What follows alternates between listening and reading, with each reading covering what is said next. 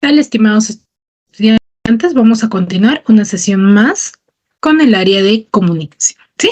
Netamente lo que hemos estado hablando es respecto a la literatura, ¿sí? Hemos estado viendo diferentes corrientes literarias y el día de hoy vamos a hablar sobre la literatura medieval, ¿sí? Como bien sabemos, cuando nosotros hablamos de una corriente literaria, siempre nos tenemos que ubicar en su contexto histórico. ¿Por qué? Porque influye mucho en cuanto a su escritura, al estilo que los autores manejaban en ciertas épocas, ¿no? Por ejemplo, lo de la literatura medieval se llama así, ¿por qué? Porque se desarrolló durante la Edad Media, ¿sí? Eh, fue a través, o cuando fue la caída del Imperio Romano de Occidente hasta inicios del Renacimiento. Entonces, ¿qué tiempo dura esto? En el transcurso antes que empiece el Renacimiento. Hasta ahí dura la literatura medieval, con sus características, con sus estilos, dura. ¿Sí? Está compuesto la literatura dentro de la época medieval o de la Edad Media. La mayoría de sus escritos son religiosos y trabajos seglares. ¿Qué quiere decir trabajos seglares? Cuando nosotros nos referimos a trabajos seglares, son aquellos trabajos de personas no creyentes en la religión, personas laicas. ¿Ya? Entonces, eran escritos religiosos y a la vez por trabajos seglares, por aquellas personas que no creían en la religión. ¿Sí? ¿Por qué? Porque dentro de la literatura medieval el sentimiento religioso era muy arraigado, era muy importante, ¿no? Y la guerra también se vivía como un hecho casi cotidiano. ¿Qué quiere decir en eso? Que para los medievales, se podría mencionar, para los escritores, plasmaban dentro de sus escritos sentimientos religiosos como también hechos de guerra. ¿Por qué? Porque eso era, se podría decir en el término coloquial, el pan de cada día. ¿Sí? Se vivía todos los días. Entonces ellos lo plasmaban tal y como sucedía, ¿no?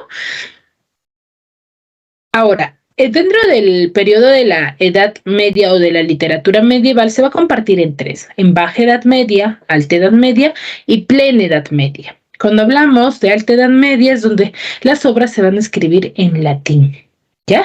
Y en la Plena Edad Media surge la poesía de amor cortés, o sea, va evolucionando, ¿no? Si empezó con algo sumamente menos importante, se podría decir, o no muy... se podría decir que no causó mucho entusiasmo ni mucho ni mucha importancia, no transcurría. En la Alta Edad Media empieza a transcurrir. ¿Por qué? Porque van a plasmar en sus obras en latín, ¿ya? Y en la Plena Edad Media ya va a surgir un nuevo género, que es la poesía, ¿no? Pero de un amor cortés, el tema ya va a variar. Así. ¿Sí? Características de los literatos, se podría decir, o escritores medievales. Uno va a ser el carácter anónimo, si bien sabemos es que, ¿por qué? Porque existían, se podría decir, en la literatura griega, si recuerdan, decíamos que estaban compuestos o estaba, la mayoría de los escritos estaban manifestados por rapsodas, ¿cierto? Rapsodas, hay aquellas personas que iban de pueblo en pueblo contando, entonces no se sabía quién lo había escrito, ¿cierto? Por ejemplo, ¿no? Si yo había escuchado algo y yo le comentaba a otra persona, esa persona podría haber creído que yo es la que ha creado esa historia, pero no, a mí me lo han contado y así pasaba. Entonces, por eso era de carácter anónimo.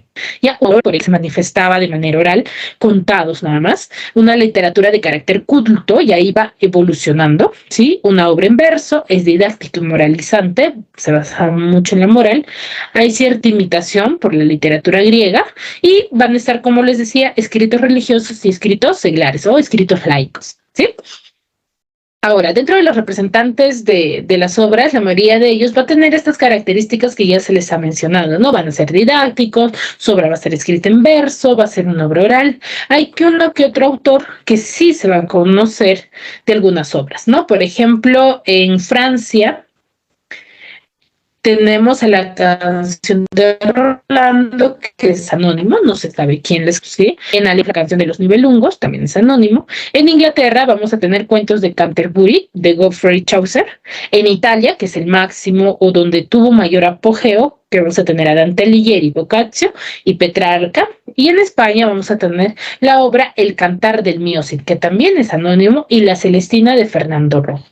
Sí, como se dan cuenta, la mayoría de ellos son anónimos. Juan Manuel, es uno de los representantes de la literatura medieval que va a escribir en prosa medieval de ficción, pero, por ejemplo, su obra El Conde Lucanor.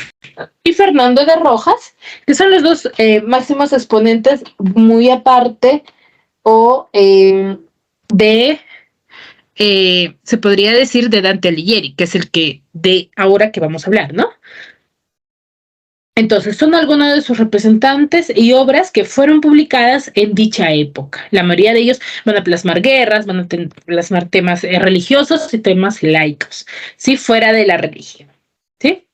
Dentro de ello, dentro de la literatura medieval, vamos a tener a la literatura italiana, que va a contar con ciertas características de la literatura medieval, pero va a tener algunos cambios, ¿no? Por ejemplo, en Florencia va a ser la cuna de la literatura italiana, se podría decir en ese lugar, ¿no? Se va a manifestar con mayor importancia.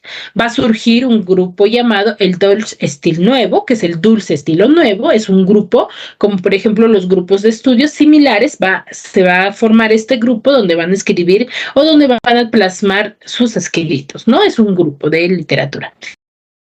Mezclaba la filosofía escolástica, la religión, la moral, los conocimientos filosóficos. Tiene cierta relación, ¿no? Mezclaba la filosofía escolástica, también tenía la religión y también se estaba basando en la moral, ¿sí?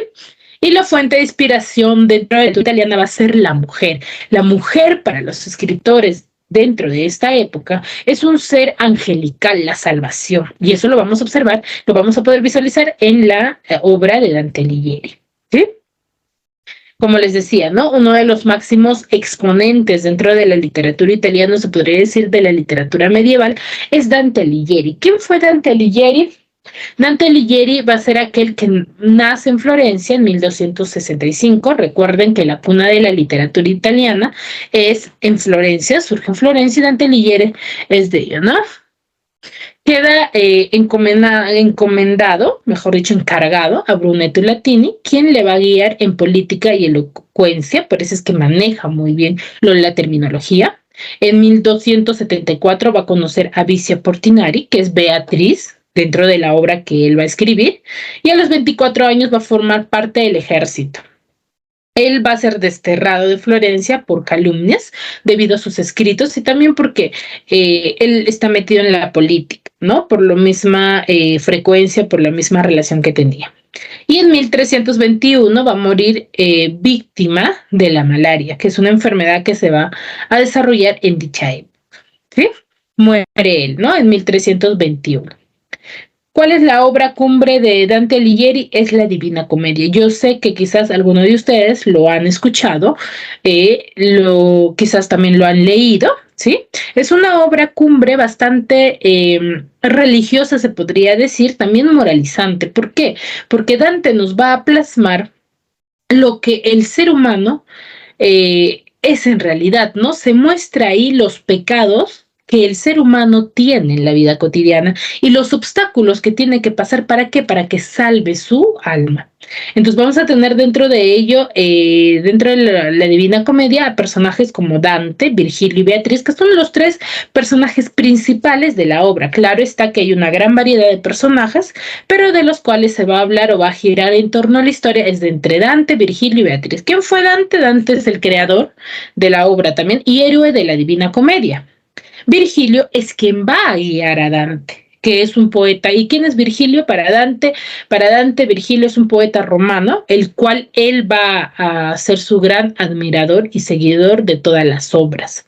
¿Ya quién es el admirador? Dante. Dante admira a Virgilio. Entonces, todo en el transcurso de los círculos de la Divina Comedia, Virgilio va a ser el guía de Dante. ¿Hasta dónde? Hasta que llegue a encontrarse Dante con Beatriz, que es la musa inspiración de Dante, ya que es la mujer de la que Dante va a estar eternamente enamorado. Entonces, dentro de la novela, dentro de la obra, se muestra que Beatriz es la salvación para Dante todos sus pecados, ¿no? En sí, en la vida real, Dante se conocía con Beatriz, como lo mencionábamos acá, en la anterior diapositiva, en la que decíamos que su nombre era Vistia Portinari, ¿sí?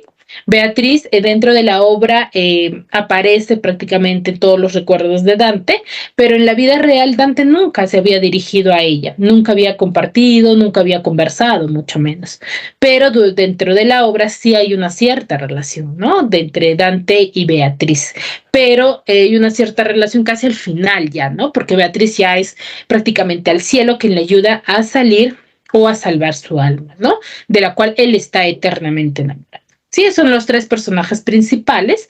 Asimismo, vamos a tener una gran variedad se podría decir, seres mitológicos, seres poseídos, se podría decir. Uno de ellos es Cerbero, que es el perro de tres cabezas, quien representa la codicia, la lujuria y la ira. Minos, que con las vueltas de su cola, que era un animal también, consignaba el castigo del círculo, y Siaco, es un castigo que se da en el tercer círculo por su gula, ¿sí? Entonces, son una gran variedad de personajes, se podría decir, dentro de la obra. Hay una gran cantidad de personajes, pero la mayoría de ellos son seres mitológicos, ¿no? Son seres que van a detener a Dante durante su camino, pero con la finalidad de que afronte las dificultades que vaya a tener y lograr su salvación, ¿no?